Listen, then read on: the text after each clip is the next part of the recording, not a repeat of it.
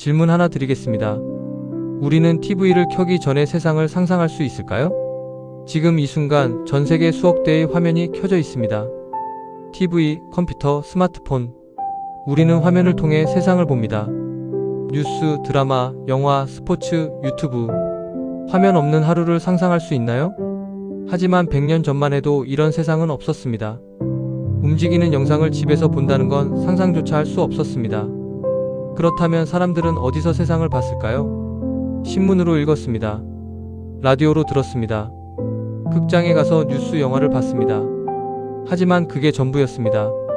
지금 이 순간 지구 반대편에서 일어나는 일을 볼 수 없었습니다. 대통령의 얼굴을 움직이는 영상으로 볼 수 없었습니다. 올림픽을 실시간으로 볼 수 없었습니다.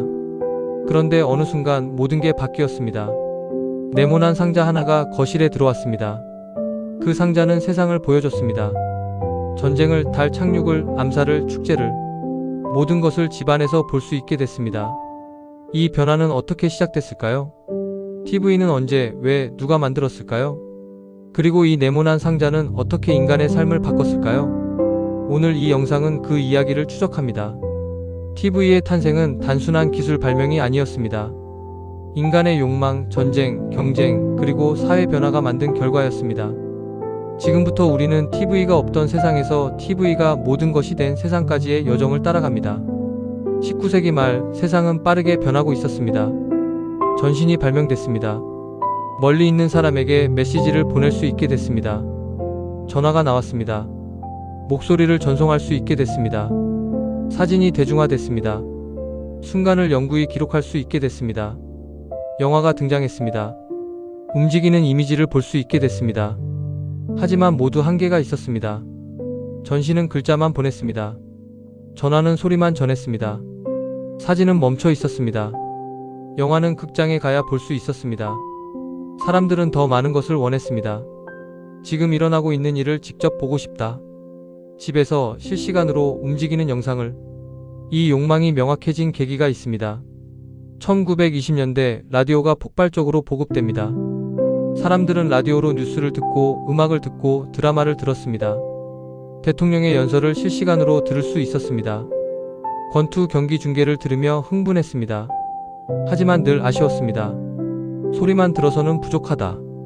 보고 싶다. 왕실 결혼식이 라디오로 중계됐습니다. 수백만 명이 들었습니다.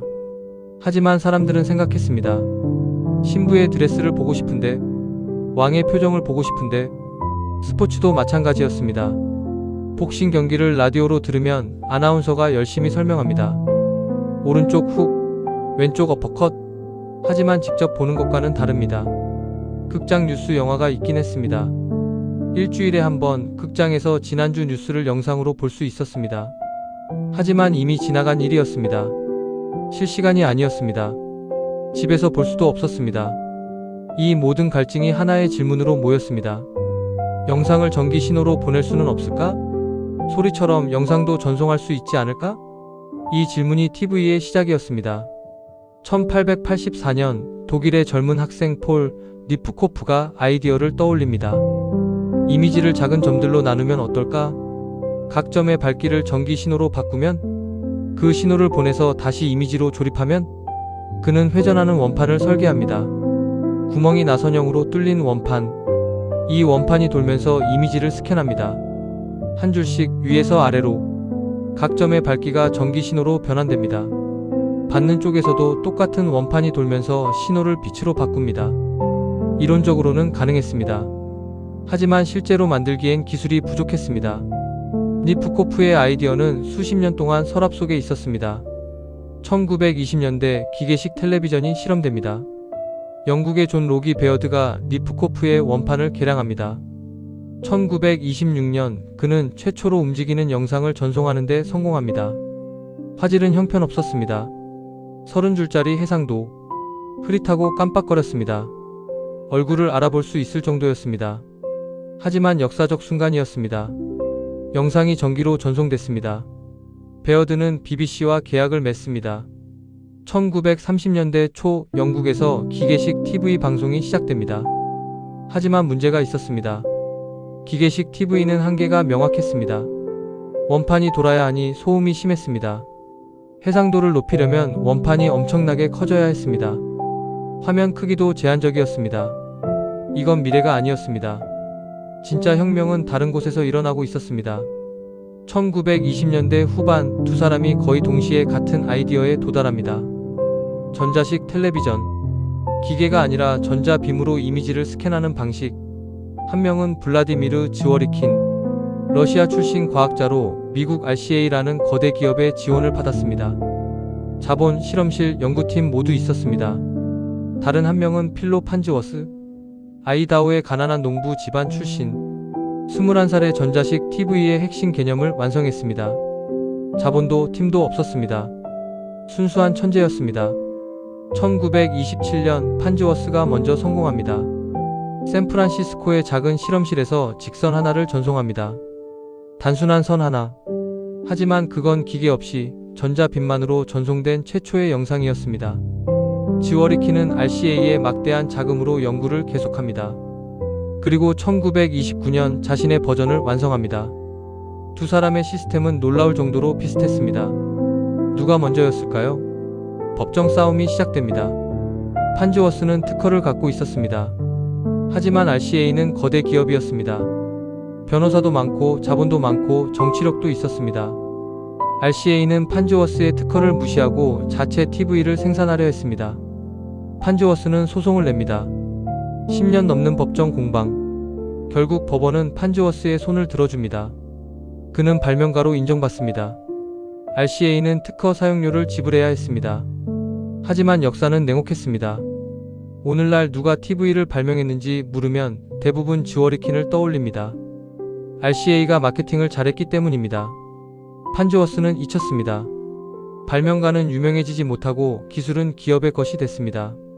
하지만 두 사람 모두 같은 운명을 맞이합니다. 1939년 RCA는 뉴욕 세계 박람회에서 TV를 대중에게 공개합니다. 미래가 여기 있습니다. 사람들은 환호했습니다. TV 시대가 열리는 듯 했습니다. 하지만 불과 몇 달 후 모든 게 멈춥니다. 전쟁이 시작됐습니다. 1939년 9월 제2차 세계대전이 발발합니다. TV 개발은 중단됩니다. 공장은 군수품 생산으로 전환됩니다.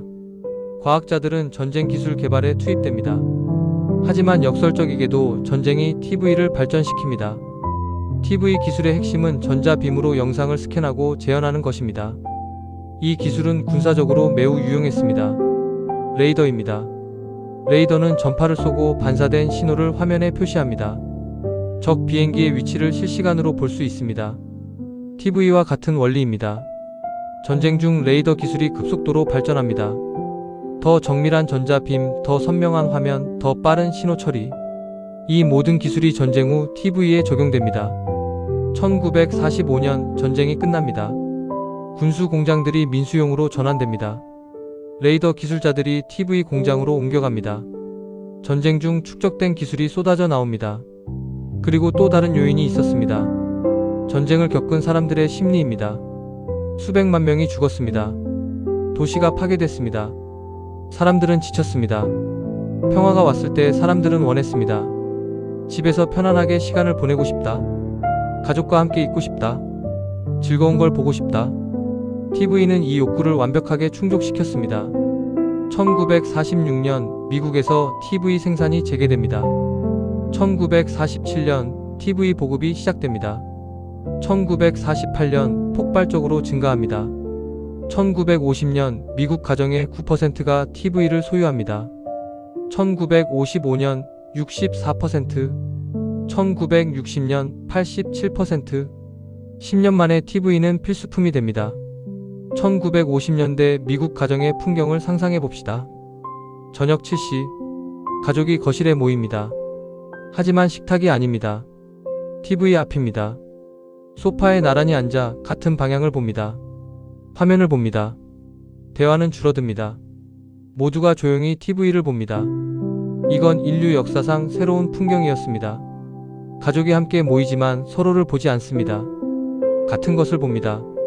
TV가 가족 구조를 바꿨습니다. 식탁에서의 대화가 줄었습니다. 아버지는 뉴스를 봅니다. 어머니는 드라마를 봅니다. 아이들은 만화를 봅니다. 각자 보고 싶은 프로그램이 다릅니다. 채널 선택권을 둘러싼 가족 내 권력 다툼이 시작됩니다. 아빠가 뉴스 볼 시간이야. 나 만화 보고 싶은데. 누가 리모컨을 쥐느냐가 권력이 됩니다. 하지만 TV는 가족을 연결하기도 했습니다. 온 가족이 함께 웃을 수 있는 코미디 쇼, 함께 긴장하며 보는 스포츠 중계, 함께 놀라는 뉴스 속보. TV는 공통의 경험을 만들었습니다. 다음날 학교나 직장에서 사람들은 이야기합니다. 어제 그 프로그램 봤어? 그 장면 봤어? 본 사람끼리는 대화가 통했습니다. 못 본 사람은 소외됐습니다. TV는 새로운 사회적 공통분모가 됐습니다. 그리고 TV는 공간을 재배치했습니다. 거실의 중심이 바뀌었습니다. 과거에는 벽난로나 식탁이 중심이었습니다. 이제는 TV였습니다. 소파는 TV를 향해 배치됩니다. 방의 조명은 TV 화면에 맞춰 조절됩니다.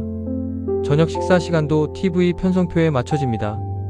8시 드라마 시작하니까 7시 반까지 저녁 먹어야 해.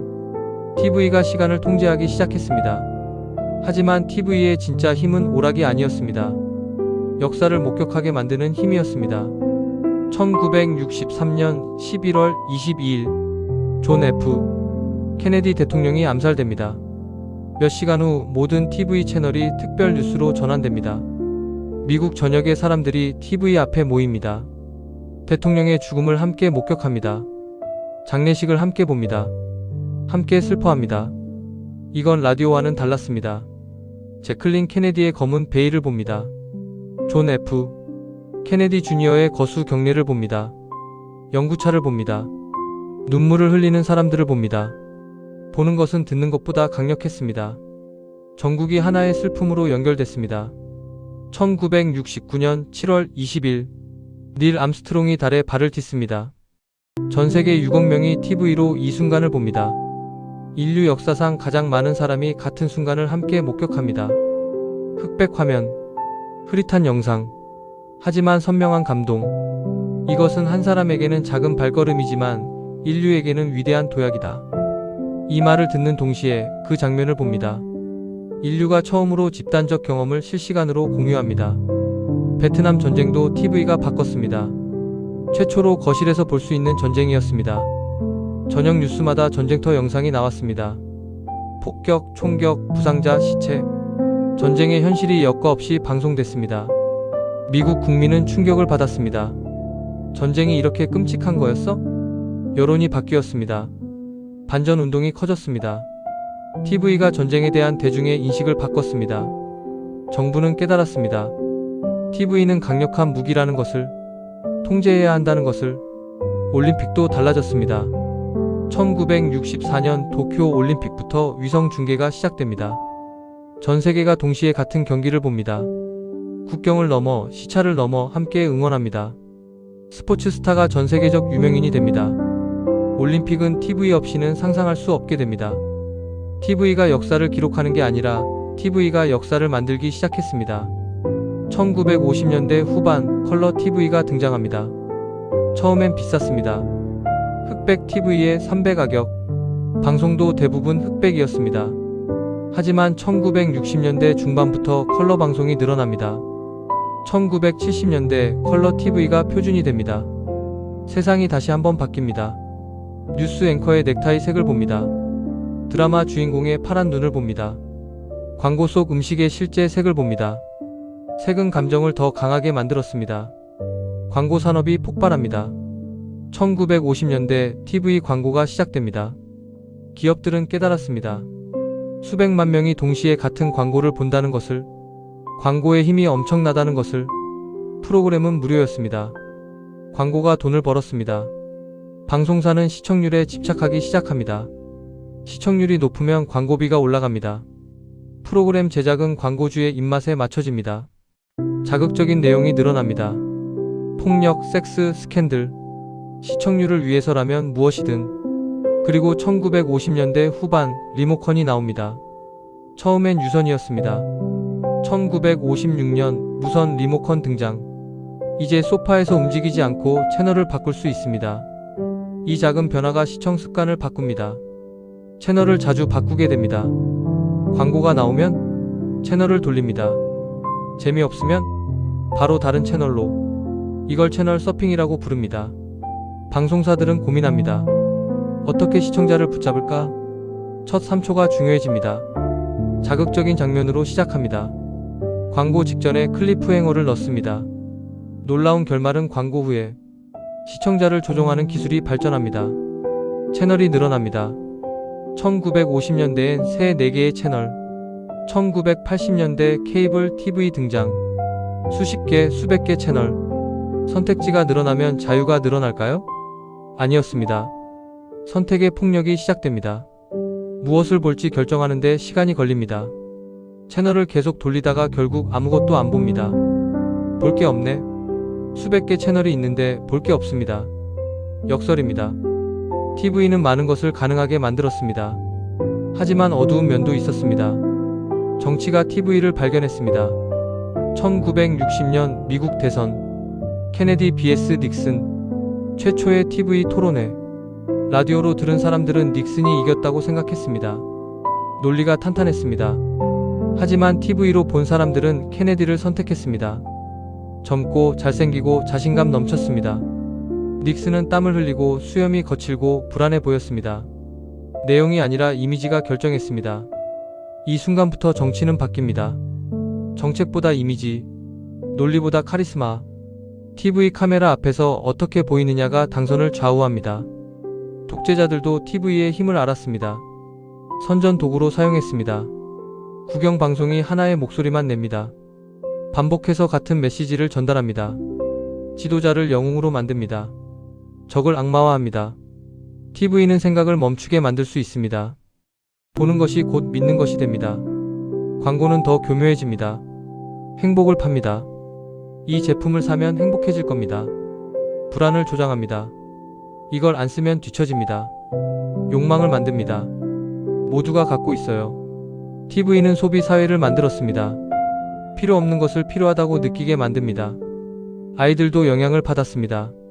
하루 평균 34시간 TV를 봅니다. 폭력 장면에 노출됩니다. 현실과 허구를 구분하기 어려워합니다. 독서 시간이 줄어듭니다. 상상력이 약해집니다. TV가 생각을 대신합니다. 비판도 나왔습니다. TV는 바보 상자다. 사람들을 수동적으로 만든다. 비판적 사고를 막는다. 하지만 TV는 멈추지 않았습니다. 2000년대 들어 TV의 시대가 끝나는 것처럼 보였습니다. 인터넷이 등장했습니다. 유튜브, 넷플릭스, 스트리밍 서비스. TV는 죽었다는 말이 나왔습니다. 정말 그럴까요? TV는 사라지지 않았습니다. 형태만 바뀌었을 뿐입니다. 유튜브는 TV가 아닐까요? 영상을 보는 플랫폼입니다. 넷플릭스는 TV가 아닐까요? 드라마와 영화를 스트리밍합니다. 스마트폰은 TV가 아닐까요? 손안의 화면에서 세상을 봅니다. 본질은 같습니다. 화면을 통해 세상을 보는 것, 영상으로 정보와 오락을 소비하는 것. TV의 DNA는 살아있습니다. 오히려 더 강해졌습니다. 1950년대에는 거실에 TV가 한 대 있었습니다. 지금은요? 거실에 TV, 방에 컴퓨터, 손에 스마트폰. 화면이 우리를 둘러쌌습니다. 언제 어디서나 화면을 봅니다. TV가 이긴 겁니다. 돌이켜보면 TV의 역사는 인간 욕망의 역사였습니다.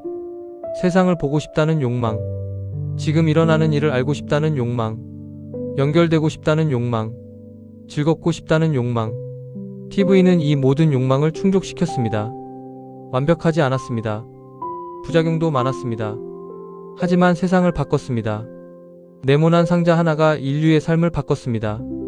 우리는 TV 이전의 세상을 상상할 수 없습니다. TV 없이 20세기를 이해할 수 없습니다. 그리고 21세기도 마찬가지입니다. 형태는 바뀌었지만 본질은 같습니다. 우리는 여전히 화면을 봅니다. 세상을 화면을 통해 이해합니다. TV는 발명이 아니었습니다. 인간 욕망의 필연적 결과였습니다. 그리고 그 욕망은 계속됩니다. 다음 화면은 무엇일까요? VR? AR? 홀로그램? 형태는 모릅니다. 하지만 확실한 건 우리는 계속 볼 것입니다. 화면을 통해 세상을